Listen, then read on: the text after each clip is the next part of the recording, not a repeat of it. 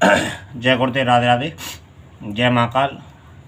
और देखिए, आज जिस विषय पर बात हो रही है वो एक साधना का विषय है और प्रत्येक व्यक्ति को साधना अपने जीवन में करनी पड़ेगी यदि जीवन से हमें जीतना है, हमें जीवन में सफलता पानी है और हमें ऊंचा मकाम हासिल करना है। तो हमें अपने जीवन में साधना तो करनी पड़ेगी। अध्यात्म, भक्ति, ज्ञान, वैराग्य ये वैसे तो बड़े जटिल मार्ग हैं, लेकिन हमें यदि कोई सद्गुरु प्राप्त हो जाए और सद्गुरु की बातें हमारी समझ में आ जाए तो बड़ा आसान हो जाता है। लेकिन होता नहीं है, लेकिन हो जाता है यदि हम सद्गुरु के शब्दों को गहन करें, अध्ययन करें और उनकी बातों को हम फॉलो करें, यानी उनकी बातों को हम समझने का प्रयास करें। और समझने का प्रयास हम तब कर सकते हैं जब हम सद्गुरु के चरणों में बैठेंगे। देखिए, वैसे तो कई भाग होते हैं जीवन में जो हमें भाग देना ही पड़ता है। शिव को भी गणेश की पूजा करनी पड़ती है, हरि को भी गणेश की पूजा करनी पड़ती है, देवताओं को भी गणेश की पूजा करनी पड़ती है। गणेश पूजन इस जीवन में एक ऐसा पूजन है, वैसे तो कई पूजन होते हैं और हरि पूजन होता है, शिव पूजन होता है, माता भगवती का पूजन होता है, भैरव का पूजन होता है, गणेश का पूजन होता है और सभी का पूजन होता है। अपना अपना भाग है, ये देना ही पड़ता है हमको जीवन में।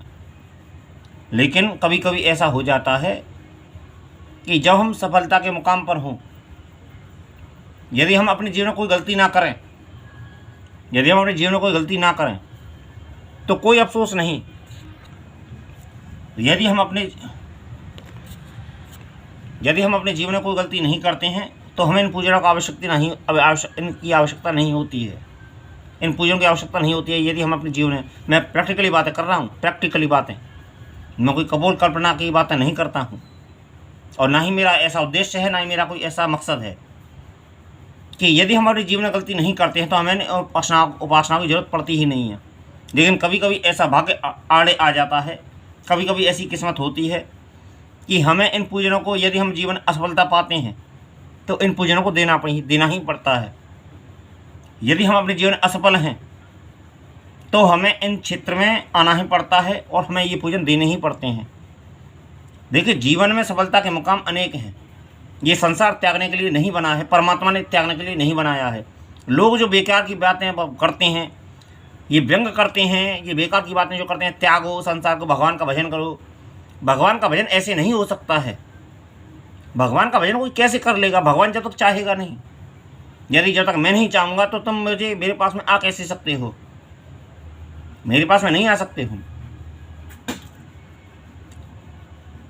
जब तक मैं नहीं चाहूँगा, जब तक मैं अपनी चीज़ को कैसे दे दूँगा तुमको? मैं अपने आइटम को या फिर अपने कोई जो पदार्थ है मेरे पास में, मैं उसको कैसे दे दूँगा मैं आपको, जब तक मैं नहीं चाहूँगा?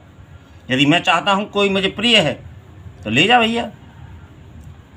लेकिन इस बात को लोग समझते नहीं, सिद्धांत कोई समझते नहीं है कि सिद्धांत क्या कहता है। सिद्धांत, लोहा तब तक अपना आकार नहीं बदल सकता है जब तक उसको अग्नि में तपाया नहीं जाएगा। और लोहा पिघलता है, सभी धातुएं पिघलती हैं, सभी धातुएं पिघलती हैं। अग्नि का वो ताप होना चाहिए, सभी धातुएं पिघलती हैं और आकार देने वाला पीछे होता है। सद्गुरु की एक ऐसी व्याख्या है, सद्गुरु के विषय में जितना कहा जाए उतना कम है, उतना कम है, क्योंकि सद्गुरु ही ये ज्ञान कराता है। माँ तो हमें ये बात ज्ञान कराती है कि पिता हमारे ये हैं, संसार ऐसे चलता है, संसार में ये करो, संसार में वो करो। कभी कभी माँ स्वार्थी भी हो जाती है, पिता भी स्वार्थी हो जाते हैं। लेकिन सद्गुरु जो होते हैं, गुरु तो स्वार्थी हो सकता है लेकिन सद्गुरु कभी स्वार्थी नहीं हो सकता है। सद्गुरु वो होता है जो भगवान तक पहुँचा हुआ होता है। सद्गुरु उसी को कहते हैं जो भगवान तक पहुँचा हुआ होता है। गुरु तो बहुत हैं, घंटाल बहुत हैं इस जगत में। देखो, वृंदावन में इस समय, मैंने वृंदावन में इस समय ऐसा एक आलिंगन चल रहा है, वृंदावन में आलिंगन। मैंने अपनी आंखों से कम से कम 3 से 4 बार मैंने आलिंगन देखा है। किस कर रहे हैं? चुम्मा जो कहते हैं। एक मैंने 2-4 दिन पहले की, लगभग हफ्ते 10 दिन पहले की बात थी, जो 100 फुटा चौराहा बोलते हैं, मायावती जो चौराहा बोलते हैं, उस पर एक लड़की ऐसे चिपकी हुई है जैसे अपने आशिक से जैसे पति था आपका क्या था, मेरा समझ में नहीं आया, मैं ज़्यादा गौर से देख नहीं पाया।